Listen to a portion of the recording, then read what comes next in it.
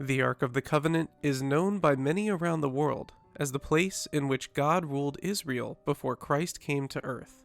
Yet, what did it look like? Where was it last mentioned in the Bible? Where is it located today? Find the answers to this mystery in tonight's episode of the Faith and Mystery Files.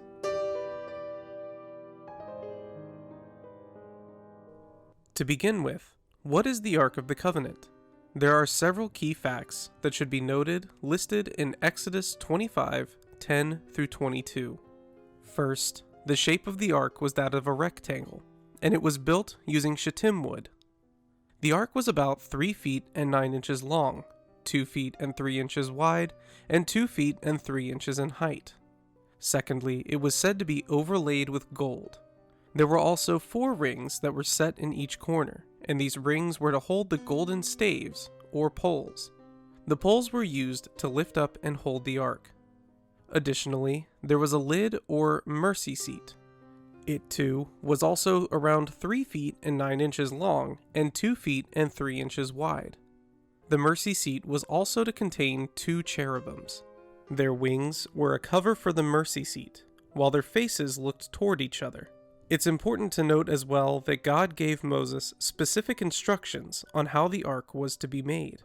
The Ark of the Covenant was created in Israel, and it was to be shown as a symbol that God was with Israel throughout their time in the wilderness and beyond. Another key point is that the ark was to house the 10 commandments that God gave Moses on Mount Sinai. Later on, it would also contain a small jar of manna, as well as the rod of Aaron, which had budded with flowers and almonds. So, where was the last place that the ark was seen or even mentioned in texts? The last place that the ark is mentioned in the Bible is in 2 Chronicles 35:3, which speaks of King Josiah setting the priests in order to serve in the temple in Jerusalem. The verse states, "And said unto the Levites, that taught all Israel, which were holy unto the Lord, put the holy ark in the house which Solomon the son of David, king of Israel, did build.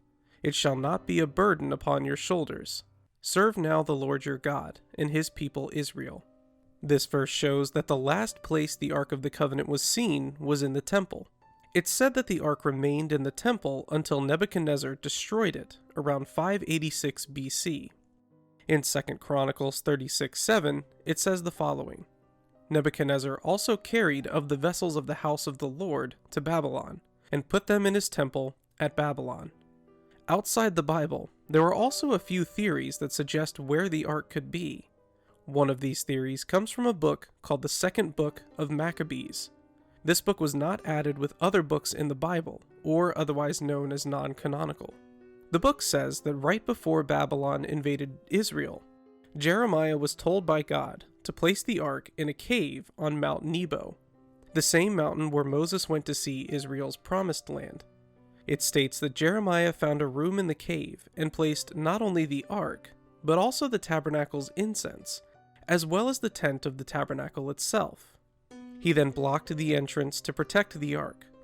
Yet a few others followed Jeremiah to find out what he was doing.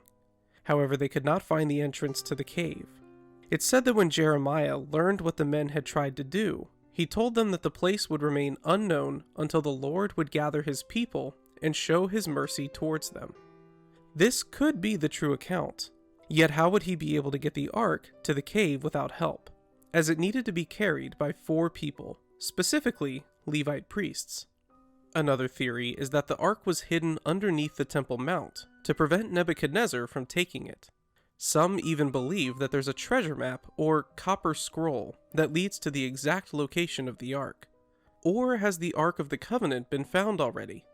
There are many people that have claimed to have found the ark. For example, an archaeologist named Ron Wyatt has said that he knows where the ark is at this moment. Yet, because many of his past claims have turned out to be false, it isn't likely that he has actually located the original ark. There's also some that say the ark will never be found again on this earth. They point back to the verses found in Jeremiah 3:16 through 17.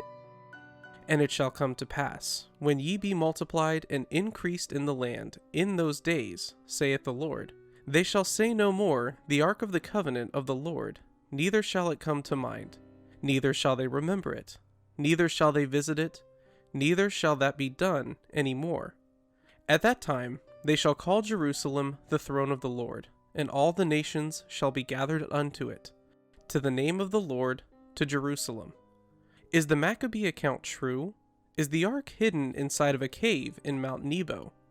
There is one more thing that shouldn't be overlooked, and that's the verse in Revelation 11:19, which states, "And the temple of God was opened in heaven, and there was seen in this temple the ark of his testament.